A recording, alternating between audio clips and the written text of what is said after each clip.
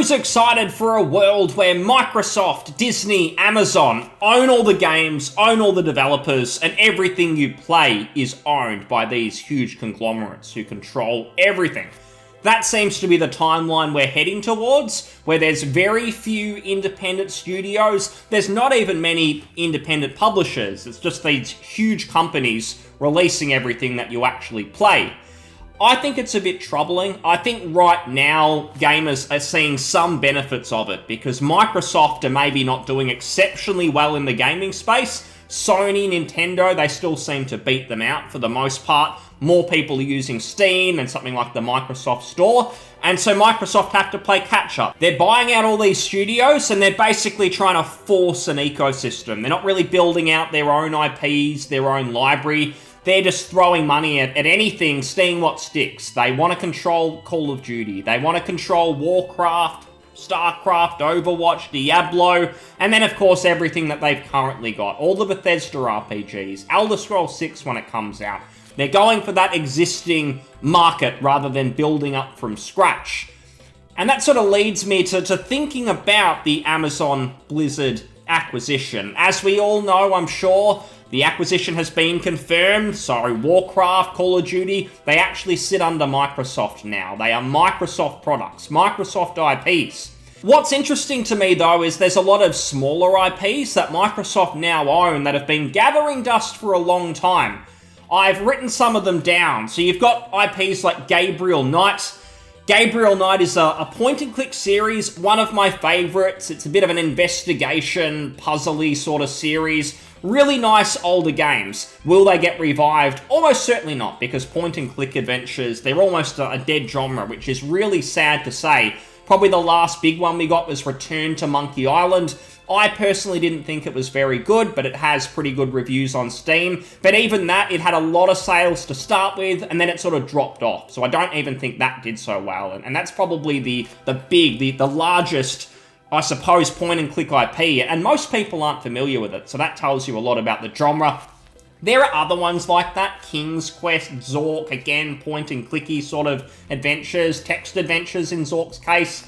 There are some others, like Hexen and Heretic.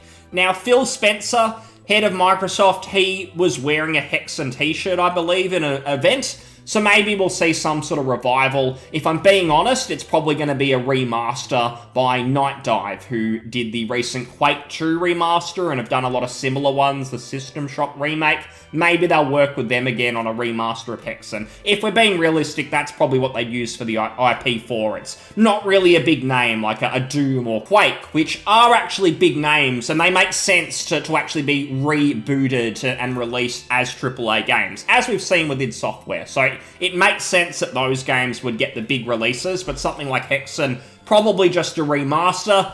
You've of course got Spyro and Crash. They'll probably keep being made. They're probably perfect for Game Pass. It's a 3D platformer. It's a bit of a different genre. It puts something else on that service for people rather than just more shooters, more genres that are pretty common. I think about Warcraft. So World of Warcraft, what happens with that will be interesting. Will it end up being part of the Game Pass service, where if you sub to Game Pass, you also get your World of Warcraft subscription? You can play Classic WoW, you can play the retail game. Will that be the case? Have to see. They'd be potentially leaving money on the table there, but it could also really get those sub numbers up, the Game Pass ones, which they seem to want to push. I remember seeing in Phil's internal emails that leaked that they're way behind their Game Pass target, so anything to get that number up, maybe they'll do it. They seem clearly happy to throw money everywhere to build up this service, build up this ecosystem, so I guess they'll do whatever it takes. But I could see them using the Warcraft IP for other things. I mentioned point-and-click adventures. So many years ago, there was actually a Warcraft point-and-click adventure that was nearly finished. You can actually find it online and just about play it all the way through. It was some sort of leak, but it means they were willing to do things with the IP outside of MMOs and real-time strategy games. So perhaps we would see a single-player Warcraft RPG, which I think a lot of people would like. A lot of people seem to like the world. They just cannot be stuffed playing an MMORPG and going through all of that. So, could be interesting. That IP has been dormant for a long time. We get mobile games. We aren't really getting more gamer-focused titles, I guess. Those single-player RPGs using that world to its full potential, I guess.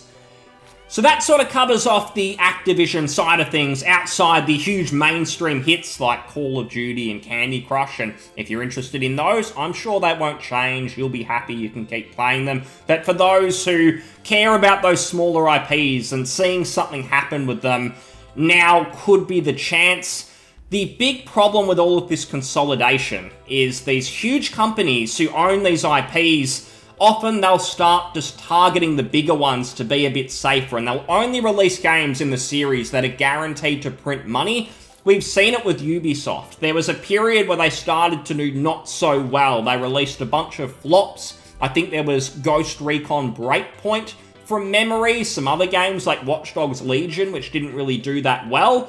And internally, Ubisoft said, okay, panic stations, we're only going to release Assassin's Creed games from now on, because they have been absolutely a guarantee for us. I think Valhalla, Assassin's Creed Valhalla, did extremely well, which is almost unfortunate, because it told them that their rinse and repeat, copy and paste game design structure works. They just have to focus on IPs that still do well.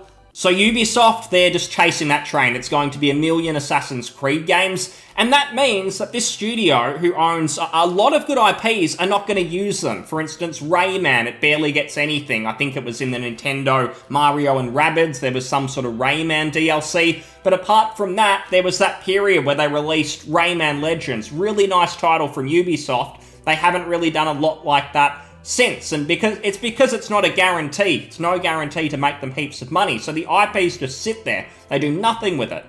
And it could be the same with Microsoft, because as they continue to grow, I think they'll take risks now. They will release a bunch of games to Game Pass that make gamers happy. It keeps word of mouth positive when it comes to their subscription service, but down the track, things are going to change.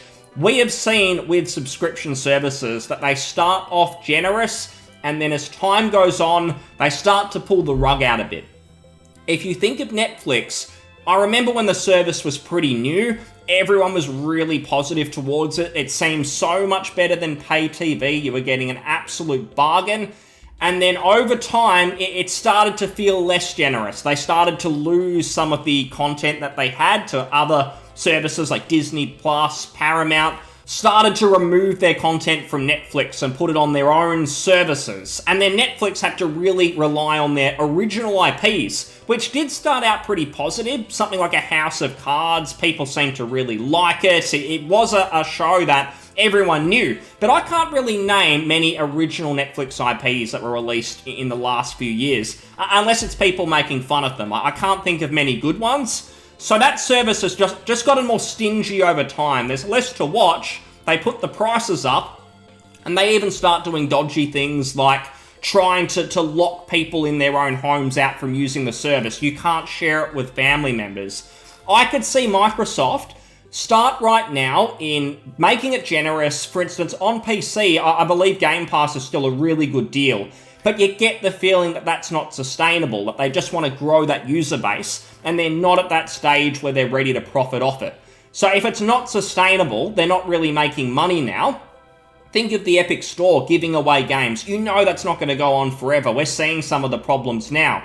Same for Microsoft. They're not going to be able to do this forever. Put millions of games on their service, and you get them for what is it on PC? I've seen deals $1, $2 a month. It's probably gone up now, but still pretty low. They can't keep doing it. So eventually the prices are either going to go up, or some little things will change. Remember when the Xbox One was first shown, and there were those rumors about the Kinect camera, how it would just watch you all the time, and this is going to sound a bit dystopian, bit of a conspiracy, but anyway, the camera would watch you and pick up what you're doing, pick up some of your habits, and it was meant to be a great thing. It was always online. I could see a world, maybe it's in the future, maybe it'll never happen, but maybe that Kinect camera can see that Justin is playing his game on his Xbox and he's enjoying it. He's playing it on Game Pass. But then he goes off, and his brother Chris jumps on the Xbox, and the console says he can't play it because he's not subscribed. His brother Justin has a sub, but Chris doesn't. He needs to sign up as well. I can see things like that starting to happen where you've got to have your own subscription. You can't share. And in terms of the quality of content, that is a thing too. Because right now, I think Microsoft know that they have to improve their reputation on console, on PC. They release titles like Redfall that are panned. Even Starfield, which I think, to some extent, it gets criticized too much, but on the other end of the spectrum, there's people who mindlessly sort of praise it, despite the fact it's not amazing. It's not really any better than other titles they've released. They've probably regressed more than they've pushed forward, but still not super well received. It's not a game that sort of says you have to subscribe to Game Pass now or you are missing out. If that game was Baldur's Gate 3, I think it would have actually done that, but of course, Microsoft didn't really get that game. But eventually I do think they're going to have some hits, and it's going to be from studios that they've probably bought out. Again, not studios they've built up themselves. They just want to try and get some huge hits, must-plays, so people have to subscribe to that service to be a part of it. Even something like Steam, putting their games on Steam, I honestly don't think that's a forever thing. They're doing it now to build the goodwill. They've seen what happens when you lock games away. If you do an Epic Store where you lock the games away, lock them down as exclusives, PC gamers are not happy and they will actively avoid your store because of it. Even if you offer things for free, there's a number of people who are just so angry they don't care. Games are entertainment. I don't need your free games. I'm happy to buy a game on Steam when it's convenient for me because I've had enough of your storefront. So Microsoft have not gone down that road. But eventually they will when they're a market leader and they can basically control things. We've seen with Sony, when they're not doing so well, they're quite consumer friendly. When things are going really well, they start to be unconsumer friendly. They're starting to work on a whole suite of live service games that go against maybe what their fans want because they really just care about the money now. They feel like they've built their ecosystem. So Microsoft, when they become a market leader, and I suppose with the amount of money they throw around, as incompetent as they seem to be sometimes, they're probably going to get there. Once they are, the prices will go up. You won't be able to share Game Pass. Any of the sort of benefits that might be there will start to go away. And it's going to be about consolidation, like your Netflixes and your different streaming services. And consolidation will mean that it's going to be less about producing amazing content because they've already got you. They've got the IPs. They've sort of locked a lot of people in. A lot of gamers who are probably more mainstream and only want to play what they know. They don't want to try new things, new experiences. That's why we just keep getting 10 sequels of the same thing because it's safe. So if everyone's on Game Pass, they're going to start to just focus on milking people. So it's going to be games where you feel like, all right, I'm getting this game for free, but then they're just trying to throw in a bunch of microtransactions. It's going to be those micro purchases because that's how they're really going to make their money. Microsoft probably know that simply offering a sub, whether it's $20, $30, $40 a month, is never going to be enough to pay for all these games on the platform. It's going to come from people continuing to spend money. Game Pass is going to be the entry fee, but they're going to expect you to keep spending money. And it's a bit unfortunate because as Microsoft pick up all these IPs, it means they could potentially all or some of them could be affected to some extent. We could be talking years down the line, but it's something to think about because when I see people cheering, oh, you know, Bobby Kotick at Activision, he sucks, he's gone now. But really with someone like Phil Spencer, he might have the PR, the image, it might be a little bit less devilish than Bobby Kotick. But at the end of the day, it's the same thing, that the new boss is the same as the old boss. All going to be the same. I will just, before I finish, mention that Microsoft do have some okay games in the works, and we've probably got to appreciate those before things perhaps change. There is, for instance, from Obsidian Entertainment, you've got Avowed coming out next year. It looks okay. I'll probably keep giving it a chance. We'll get more info and we'll see if that's going to be good. I've seen some mixed feelings on that game. It probably started out as looking like it was going to be a new Skyrim, whereas expectations may have been lowered where the head honchos at Obsidian have talked about it, perhaps being more of an Outer Worlds style, maybe sort of hub worlds areas rather than a seamless open world.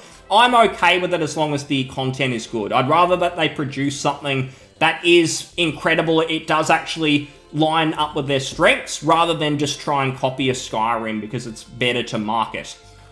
I do think because they produced Fallout New Vegas, people think that they can do an open world, but if you actually go back and play New Vegas, I don't think the strength was really in the open world. It was in the individual areas, the towns, the settlements, and how they were designed, how the quests were designed. So that's Avowed. You've also got In Exile. I enjoyed their last full game, Wasteland 3, so I know they've got Clockwork Revolution, I think it is. Looks a bit like Arcanum, and Activision, I believe, own Arcanum. I could be wrong there, but I believe they do. And it could be interesting to see if maybe they put some Arcanum things in there, whether it's just influence or maybe it ends up being the same universe. I'm purely just speculating. This is more wishful thinking. But that could be kind of cool. And they're supposedly working on another IP. I assume it's an RPG. Hopefully it's not another VR title or something like that. I'd like to see 2 RPGs from them, proper studio-developed games. And they've got some other stuff in the works. Double Fine, they're producing some new IPs, and Psychonauts 2, that was pretty good. So it'll be interesting to see what happens. I think that for now, things are okay, but it's going to be years down the road where this consolidation of the industry is going to spell trouble, and that's why indie development is so important. It is important to support smaller studios, AA indie studios who produce good products, to buy those games if you like them and you think that they are something that you're going to enjoy and deserve it. I'm not saying just to buy anything, no matter what, but supporting those smaller studios is probably the only way to stop the over-consolidation. I don't want a world where the only gaming you have is on a subscription service. Hopefully there's always going to be these smaller developers who are developing games made by gamers for gamers, because they've always been the best. But thanks so much for listening. I'll see you on the next one. Cheers. Bye.